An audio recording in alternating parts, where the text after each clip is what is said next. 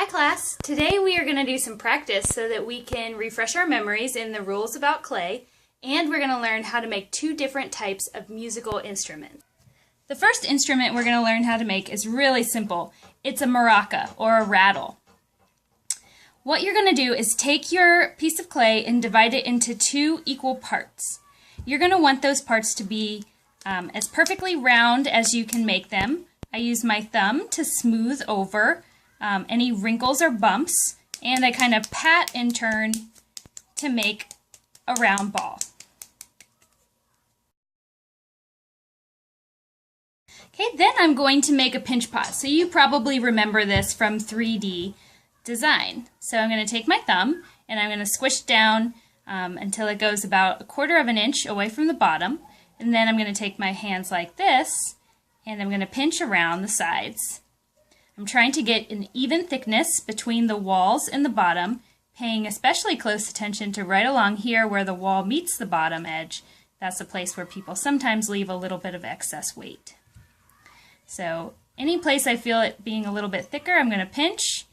Any place that feels thin already, I'm going to not pinch. And I'm going to try to keep my rim the same thickness, about as thick as my pinky, or about 1/4 of an inch. There's one pinch pot.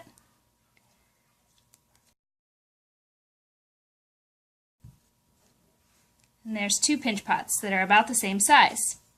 Now what I'm going to do is to create the rattle, I'm going to fill these little bowls with tiny bits of clay. And since the clay is moist right now, and what we're going to do is enclose these inside this hollow space, it can sometimes hold the moisture in there. So it's helpful when we're making the little beads to rattle inside if we just wrap them in a tiny piece of paper. Now that paper will burn up in the kiln, but it'll help it to keep our little beads from sticking to the side and perhaps maybe not rattling. Now you can make as many beads as you want. They can be different sizes. All of these things will affect the sound of your maraca or rattle.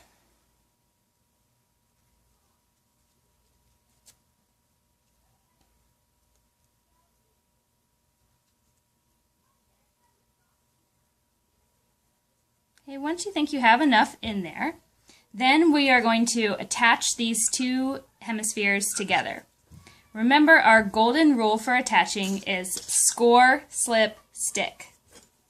So I'm going to take the serrated rib and I'm going to score both the sides that will touch. So that would be the rim.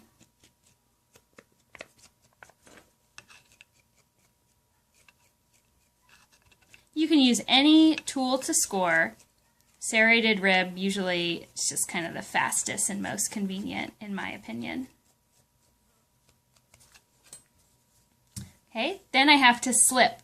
So I'm going to get my yogurt container of clay mixed with water, and I'm going to dab on some slip.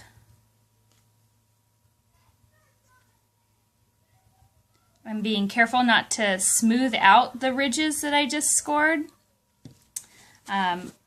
They need to remain rough. And now I'm going to stick.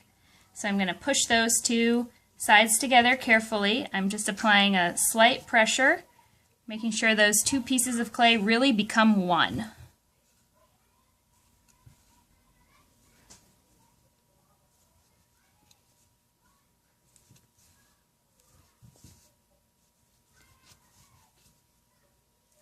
Now in this instance, I may really want that seam to completely disappear, so I'm just going to take my thumb and rub over top of it.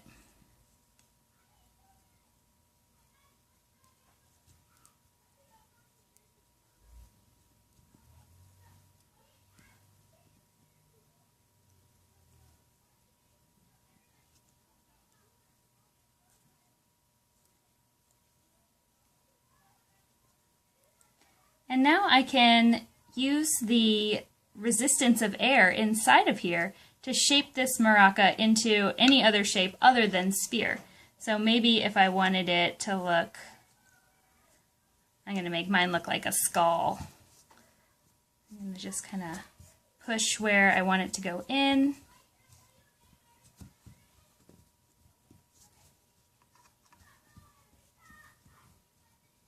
And you can make it into any shape you'd like. It could be abstract. It could look like a particular thing or animal or whatever you want. Make the eye sockets.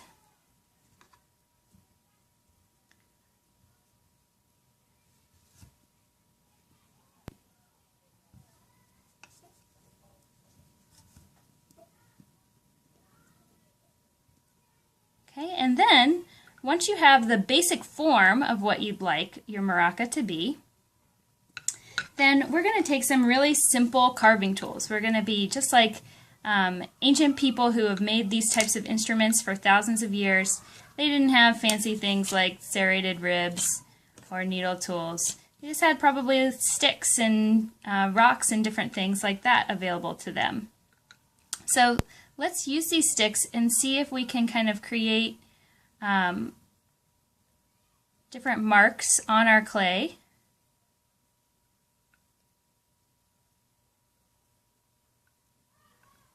To create designs. So you can see I'm just kind of pressing and rolling.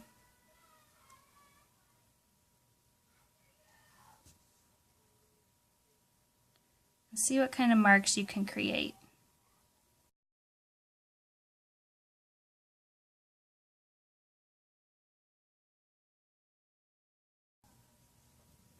See if you can, instead of just carving a line in the clay, if you can actually make one area raised and one area lower.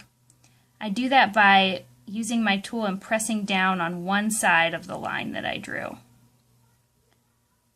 So I draw a line and then I press down one side with my tool.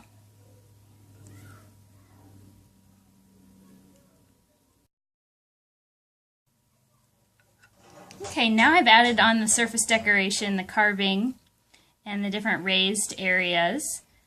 And the last thing I want to just make sure that I do is put my initials on this somewhere so that we know whose maracas are whose. And I also want to puncture an air hole into this. Remember, an enclosed space provides no place for that air to expand. And if the air expands against the walls of the clay and can't escape, it's going to make your whole sculpture explode. So I just want to make sure I put an air hole into that enclosed space. And now this is ready to be fired.